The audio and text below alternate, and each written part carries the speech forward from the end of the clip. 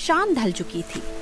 काली घटाओं से भरे आसमान के नीचे मोहन अपने गांव की ओर लौट रहा था। उसके कपड़े भीग चुके थे, पैर कीचड़ से लथपथ थे और पेट कई घंटों से खाली था। तभी सुनसान सड़क पर उसे एक पुराना ढाबा दिखा, जैसे अंधेरे में कोई छोटा सा सहारा चमक उठा हो। अरे, यहाँ ढाबा? इस रास्ते पर तो मैंने पहले कभी नहीं देखा। अगर थोड़ा बैठने को जगह मिल जाए तो जान में जान आए। ढाबे की छत से पानी टपक रहा था। भीतर मिट्टी के चूल्हे की हल्की आग जल रही थी और उसके ऊपर लोहे की हांडी में खिचड़ी पक रही थी। उस भाप में घुली खुशबू ने मोहन की भूख अचानक और तेज कर दी। वाह, कैसी अच्छी खुशबू है। लगता है दाल चावल की खिचड़ी है। बस एक कटोरी मिल जाए तो मैं फिर चल पड़ूंगा। मोहन ने हिचकिचाते हुए ढाबे के अंदर झांका। वहां एक सफेद दाढ़ी वाले बूढ़े बाबा चूल्हे के पास बैठे लकड़ी से आग संभाल रहे थे। उनकी आंखें शांत थीं, पर उनमें कुछ ऐसा था जिसे देखकर मोहन एकदम चुप हो गया। बाहर क्यों खड़े हो बेटे? भीग जाओगे, अंदर आ जाओ। जी, मैं बस ऐसे ही रास्ते से जा रहा था। रास्ते से जाने वाले अक्सर जल्दी में होते हैं। तुम थके हुए लगते हो। जी, थोड़ा थका हूँ और थोड़ा भूखा भी। थोड़ा?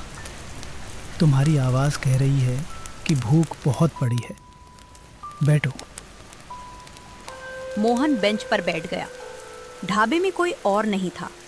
बरसात की आवाज़, चूल्हे की लकड़ियों की चट-चट और उबलती खिचड़ी की महक, बस यही 3 चीजें उस जगह को भर रही थी। नाम क्या है तुम्हारा? मोहन। अच्छा नाम है। घर कहाँ है मोहन? आगे वाले गांव में। मैं हाट से लौट रहा था, देर हो गई, फिर बारिश आ गई। अकेले निकले थे? जी, सोचा था अंधेरा होने से पहले पहुंच जाऊंगा। रास्ता छोटा समझकर निकले होंगे और शाम लंबी हो गई। जी, बिल्कुल ऐसा ही हुआ। घर में कौन कौन है? माँ है और छोटी बहन। पिताजी नहीं रहे। इसलिए जल्दी घर पहुंचने की चिंता भी होगी। जी, माँ इंतजार करती होंगी, लेकिन अभी तो पैरों में जान ही नहीं बची। पहले पेट को सहारा दो, फिर पैर खुद चल पड़ेंगे। बाबा ने मिट्टी के कटोरे में खिचड़ी निकाली, ऊपर से थोड़ा घी डाला और कटोरा मोहन की ओर बढ़ा दिया। कटोरे से उठती भाप मोहन के चेहरे से टकराई और उसकी आंखों में राहत उतर आई। बाबा, मेरे पास अभी पैसे बहुत कम हैं। अगर महंगी हुई तो? मैंने दाम नहीं पूछा, तुमने भी मत पूछो। पहले खाओ। सच में खा लूं? भूख सामने रखकर इजाजत नहीं मांगी जाती। धन्यवाद बाबा।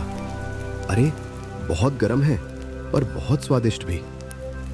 धीरे धीरे खाओ।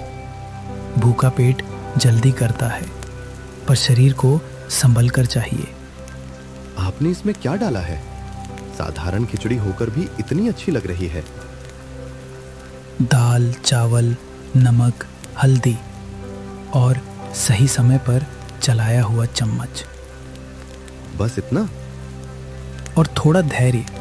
बिना धैर्य के खिचड़ी भी रूठ जाती है। कुछ ही कौरों में मोहन के चेहरे की थकान ढीली पड़ने लगी। बारिश अब और तेज हो गई थी। सड़क पूरी तरह खाली थी, जैसे इस ढाबे तक पहुंचने वाला वह आज का अकेला मुसाफिर हो। बाबा, आप यहाँ अकेले रहते हैं? अभी तो तुम भी यहीं हो, इसलिए अकेला नहीं हूँ। मेरा मतलब हमेशा? ज़्यादातर। कभी कोई रुक जाता है, कभी कोई नाम पूछे बिना चला जाता है। इस सुनसान जगह पर ढाबा चलाना मुश्किल नहीं होता? मुश्किल तो है, लेकिन हर रास्ते पर एक जगह ऐसी होनी चाहिए जहाँ थका हुआ आदमी डर के बिना बैठ सके। लोग यहाँ आते हैं? जितने आने चाहिए उतने नहीं। जितनों को ज़रूरत होती है उतने आ जाते हैं। आपकी बातें थोड़ी अजीब हैं बाबा। अजीब बातें अक्सर सीधी होती हैं, बस कान उन्हें सुनने के आदी नहीं होते। आप पहले से जानते थे कि मैं भूखा हूँ? भूखे चेहरे को पहचानना मुश्किल नहीं। नहीं, सिर्फ चेहरा नहीं, आपने जैसे पहले ही जान लिया था। जब रास्ते सुनसान हो तो आदमी की चाल उसके मन की खबर दे देती है। आप बहुत लोगों को देखते होंगे। लोगों को कम, उनकी जल्दबाजी को ज्यादा। मैं भी जल्दी में था। और अब लग रहा है थोड़ा रुक जाना भी जरूरी था। यही बात बड़े लोग देर से सीखते हैं, तुमने जल्दी सीख ली। बाबा ने उसे ध्यान से देखा। मोहन को लगा जैसे वह सिर्फ उसके भीगे कपड़े या थका चेहरा नहीं, बल्कि उसके भीतर की चिंता भी पड़ रहे हों। वह अनजाने ही सीधा बैठ गया। घर पहुंचकर माँ से झूठ मत बोलना कि रास्ते में कुछ नहीं हुआ। मैं झूठ क्यों बोलूंगा? कई बच्चे डरते हैं कि डांट पड़ेगी, इसलिए सच छुपा लेते हैं। माँ डांटती हैं, पर चिंता ज्यादा करती हैं। तब तो सच कहना और भी जरूरी है। आप सही कह रहे हैं। खिचड़ी खत्म होने तक मोहन की उंगलियों में फिर से ताकत लौट आई। ढाबे की सादगी में एक अजीब शांति थी, जैसे ये जगह सड़क के किनारे नहीं बल्कि समय से थोड़ा अलग बनी हो। और चाहिए? मन तो है, पर मैं लालच नहीं करूंगा।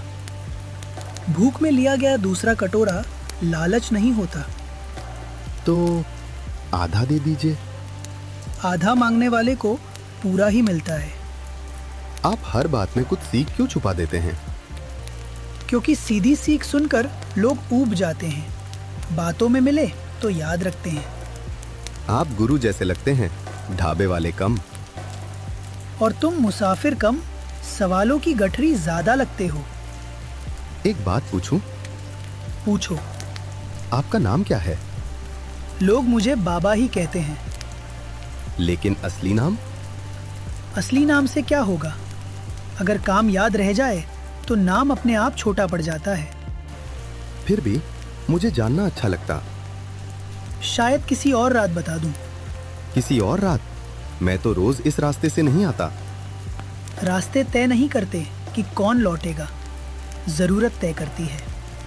आपकी बातें सुनकर लगता है जैसे आप मुझे पहले से जानते हो। इतना जानता हूं कि तुम्हारे मन में अभी भी एक चिंता बची है। कौन सी चिंता? तुम्हारी माँ के लिए दवा लेनी थी और तुम उसे खरीद नहीं पाए। क्या? आपको ये कैसे पता? मोहन का हाथ कटोरे पर ही रुक गया। उसने ये बात रास्ते में किसी से नहीं कही थी। हाट में दवा महंगी थी, इसलिए वह खाली हाथ लौट रहा था। ये बात सिर्फ वह खुद जानता था। मैंने किसी को नहीं बताया। कुछ बातें चेहरे पर लिखी होती हैं, कुछ कदमों की थकान में। नहीं बाबा, यह सिर्फ देखकर नहीं जाना जा सकता। हर बात का जवाब उसी समय मिल जाए तो कहानी छोटी हो जाती है। गरम खिचड़ी खाकर मोहन के चेहरे पर फिर से चमक लौट आई थी।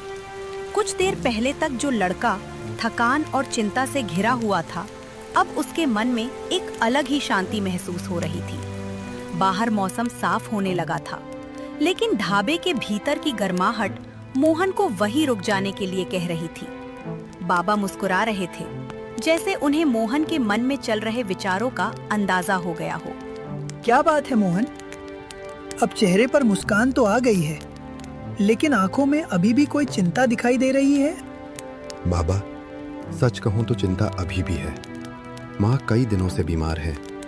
हाट जाने से पहले उन्होंने दवा लाने को कहा था। मैं दवा की दुकान पर गया भी था, लेकिन पैसे कम पड़ गए। मैंने सोचा था कि आज अच्छी कमाई हो जाएगी, लेकिन उम्मीद से कम सामान बिका। तो तुमने माँ को क्या बताया था? क्या कहा था कि दवा लेकर ही लौटोगे? हाँ बाबा, माँ ने मुझ पर भरोसा करके पैसे दिए थे। अब घर पहुंचकर क्या कहूँगा? मुझे डर है कि उन्हें दुख होगा। शायद वे सोचेंगी कि मैंने पैसे कहीं और खर्च कर दिए। और क्या तुमने सचमुच पैसे कहीं और खर्च किए हैं? नहीं बाबा, एक भी रुपया बेकार नहीं खर्च किया। कुछ पैसे रास्ते के खर्च में चले गए और बाकी घर के लिए नमक, तेल और थोड़ा आटा खरीदने में लग गए। तो फिर डर किस बात का है? जिसने गलती नहीं की उसे सच बोलने से डरना नहीं चाहिए। लेकिन माँ बीमार है, मैं उन्हें परेशान नहीं करना चाहता। बेटा, अपने लोगों से सच छिपाना उन्हें दुख से बचाना नहीं होता। कई बार झूठी तसल्ली देने से अच्छा होता है कि इंसान सच्चाई बता दे। परेशानी बांटने से छोटी होती है और छिपाने से बड़ी। आप सही कह रहे हैं बाबा। मैं घर पहुंचकर माँ को सब सच सच बता दूंगा। और एक बात हमेशा याद रखना, गरीबी इंसान की परीक्षा लेती है, लेकिन ईमानदारी उसे पास कराती है। जिसके पास धन नहीं होता, उसके पास भी सच्चाई, मेहनत और अच्छा व्यवहार देने के लिए हमेशा होता है। बाबा, आपकी बातें सुनकर लगता है जैसे मैं किसी ढाबे में नहीं बल्कि किसी गुरु के पास बैठा हूँ। नहीं बेटा, मैं कोई गुरु नहीं हूँ।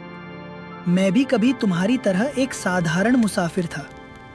बस रास्ते ने मुझे इतना सिखा दिया कि अब जो सीख मिली है उसे दूसरों तक पहुंचा देता हूँ। अगर आज से इस रास्ते से गुजरा तो क्या आपसे मिलने आ सकता हूँ? क्यों नहीं, लेकिन मुझसे मिलने तभी आना जब तुम किसी की मदद करके आ रहे हो या किसी की मदद करने जा रहे हो। वही मेरे लिए सबसे बड़ी खुशी होगी। मैं वादा करता हूँ बाबा, आज आपने मुझे सिर्फ खाना नहीं खिलाया बल्कि जीने का तरीका भी सिखा दिया।